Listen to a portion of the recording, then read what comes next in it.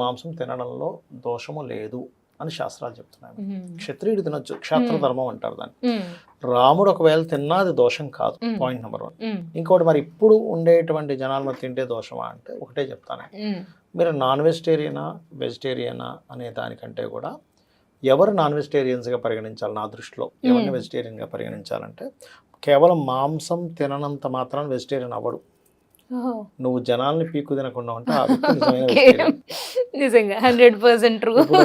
నేను ఏంటో అనుకున్నా. ఇప్పుడు నేను శాకాహారి అండి, నేను ఓన్లీ పళ్ళు కాయలే తీసుకుంటాను, కానీ జనాల మీద పడి వాళ్ళని అనరాని మాట్లాడుతున్నాను, వాళ్ళని కావాలని ఇబ్బంది పెడుతున్నాను అంటే అది మాంసం తినడం కంటే కూడా ఎక్కువ ఇబ్బంది. కరెక్ట్. అసలు ఎంత గొప్ప విషయం చెప్పారంటే.